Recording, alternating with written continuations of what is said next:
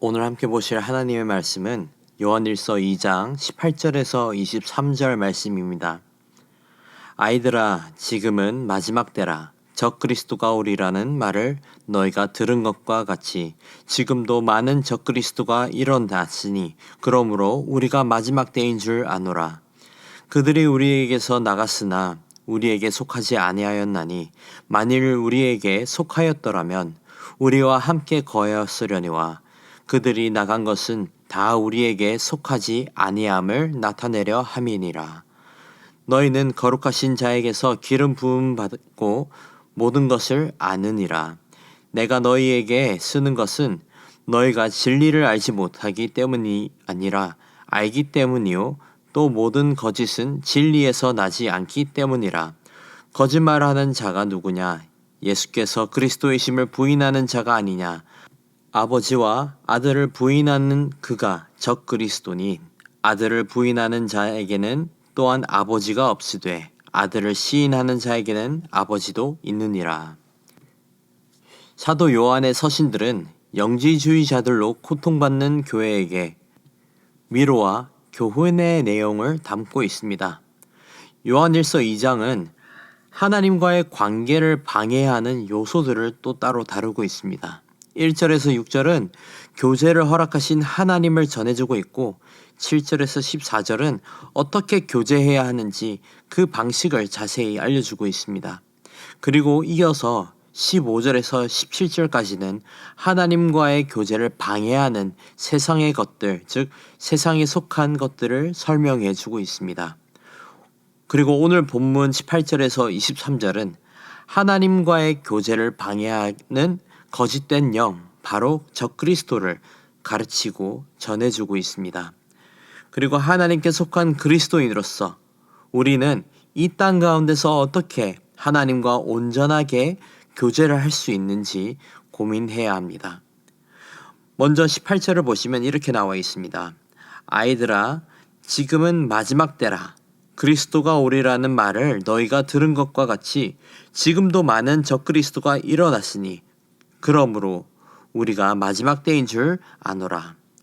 18절을 보시면 사도 요한은 예수님의 재림을 기대하고 있음을 볼 수 있습니다. 마지막 때라라고 하면서 편지를 쓰는 사도 요한의 마음의 자세는 어쩌면 모든 그리스도인들이 취해야 하는 믿음의 태도입니다. 지금 이 시간이 마지막 때라라고 믿고 여기는 삶을 몸소 보이면서 사도 요한은 서신을 적고 있던 것입니다. 그리고 그가 전한 말씀은 이렇습니다. 적그리스도가 일어났기 때문에 우리가 살고 있는 오늘이 마지막 때입니다. 사도 요한은 적그리스도를 그리스도를 대적하는 존재로 설명하고 있습니다. 그리고 19절에서는 적그리스도를 이렇게 설명합니다. 19절입니다. 그들이 우리에게서 나갔으나 우리에게 속하지 아니하였나니 만일 우리에게 속하였더라면 우리와 함께 거하였으려니와 그들이 나간 것은 다 우리에게 속하지 아니함을 나타내려 함이니라. 일단 사도 요한의 서신에 따르면 적그리스도는 교회 안에도 있던 자들이었지만 교회에 속하지 않았다고 합니다. 그런데 여기서 적그리스도를 두 가지 부류로 이해할 수 있습니다. 하나는 말 그대로 적그리스도이고 또 하나는 많은 적그리스도입니다. 여기서 적그리스도는 하나님에 대한 최후의 반란을 인도할 인물을 의미하고 많은 적그리스도는 거짓된 영에 이끌려서 만들어진 거짓 그리스도 또는 그리스도의 거짓 대체들을 의미하고 있습니다.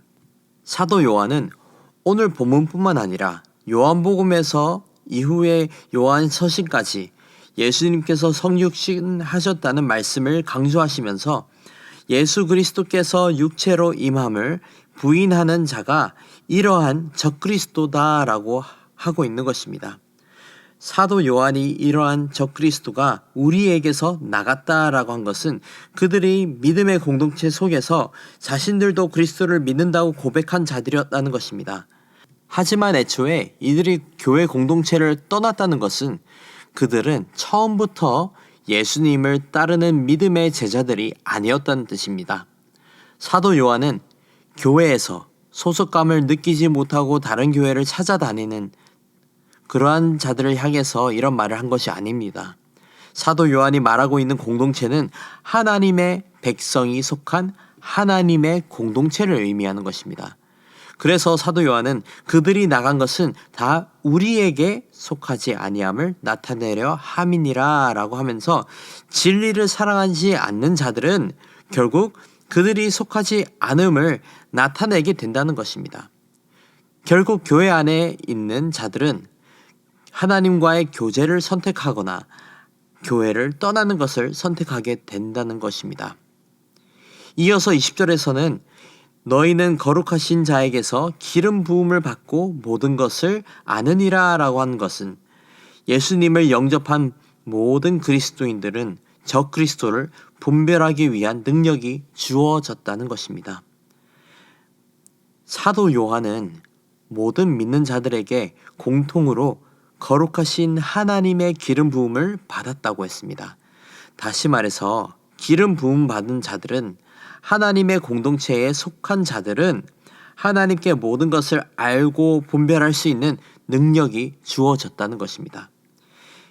여기서 기름 부음 받았다는 것은 성령으로 충만해진다는 것을 의미합니다. 성령의 기름 부음. 이 사실은 모든 그리스도인들의 공통된 진리 중에 하나입니다.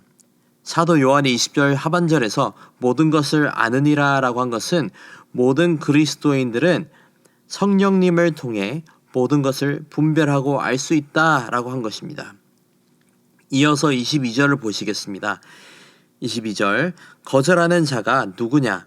예수께서 그리스도이심을 부인하는 자가 아니냐? 아버지와 아들을 부인하는 그가 적 그리스도니.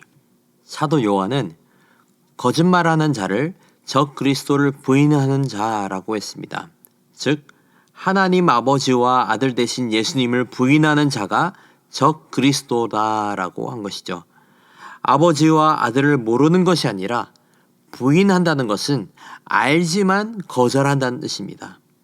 적 그리스도는 하나님 아버지와 아들 되신 예수님을 안다고 말할 수 있지만 믿고 따르지 않습니다. 다시 말해서 말로 예수님을 찬양하고 고백할 수 있지만 진심으로 주님을 인정하지 않고 오히려 부인하는 자들, 이러한 자들이 적 그리스도라는 것입니다. 결론적으로 이렇게 하나님을 부인하고 예수님을 부인하는 자들은 하나님 아버지가 없다고 23절에서 전하고 있습니다. 23절입니다. 아들을 부인하는 자에게는 또 아버지가 없으되 아들을 시인하는 자에게는 아버지도 있느니라. 사도 요한은 많은 사람들이 겉으로는 신앙이 좋은 것처럼 살고 있지만 속으로는 예수님을 부인할 수 있다고 했습니다. 종교적인 삶으로 믿음 좋고 도덕적인 것처럼 살 수 있지만 결국 예수님을 부인한다면 그 모든 것이 헛된 것이라고 하는 것입니다. 오늘 본문에서 사도 요한은 하나님과의 교제를 위해 반드시 분별해야 할 방해 요소를 전해주고 있습니다. 우리는 이 세상에 하나님과 함께 교제하기 위해 사도 요한이 말하는 진리와 거짓을 반드시 분별할 수 있어야 합니다.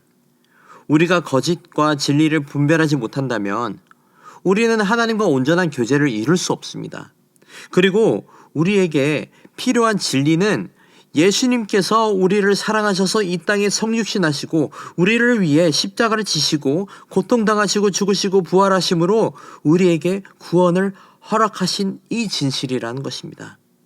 사랑하는 성도 여러분, 예수님께서 성육신하셔서 우리를 위해 십자가를 지시고 구원하셨다는 사실을 믿고 고백하는 저와 여러분이 되기를 소망합니다. 이와 같이 예수님을 구주로 고백하며 성령님의 인도하심을 받으며 진리를 분별하며 하나님과 교제하는 삶을 살아가는 저와 여러분이 되기를 주님의 이름으로 축복합니다. 함께 기도하시겠습니다. 거룩하시고 존귀하신 하나님 아버지 감사합니다. 우리를 먼저 사랑하시고 우리를 구원하신 예수님을 알게 하시고 믿음으로 고백하며 제자 되게 하심에 감사드립니다. 오늘 본문에서 말씀하신 것처럼 이제는 마지막 때를 바라봅니다. 이제는 믿음을 지키는 것도 진리를 분별하는 것도 어려운 시대가 되어가고 있습니다. 아버지, 우리에게 진리와 거짓을 분별할 수 있는 능력을 허락해 주시옵고 온전히 하나님과 교제하며 살아가는 은혜를 내려 주시옵소서. 세상의 방해와 적 그리스도의 방해보다 더 크신 하나님의 사랑과 은혜를 바라보며 오직 주님과 함께하는 하루하루가 되게 하여 주시옵소서. 우리의 아버지 되시며 참 주인 되시는 하나님과 영원히 함께 동행하는 은혜를 내려 주시옵소서. 감사합니다. 사랑합니다. 우리의 구원자 되시는 예수님의 이름으로 기도드립니다. 아멘. 이 시간 함께 말씀을 붙잡고 기도하실 때에 주간 기도 제목인 전도와 선교를 위해 기도하시겠습니다. 우리 신부산 교회가 전도와 선교를 감당하는 교회가 되게 하시고 죽어가는 영혼을 살리는 교회가 될 수 있도록 기도하시겠습니다. 또 우리 교회가 파송하고 후원하는 선교사님들과 더 나아가 세계 선교를 위해 기도하기를 원합니다. 또 다음 주부터 시작될 믿음의 유산, 믿음의 공동체라는 주제로 있을 특별 새벽 부흥회를 위해 기도하시겠습니다. 네 분 강사 목사님들의 말씀을 통해 교회가 변화되고 가정이 회복되며 믿음의 대가 이어가는 은혜를 사모하며 나아가는 시간이 될 수 있도록 함께 기도하기를 원합니다. 함께 기도하시겠습니다.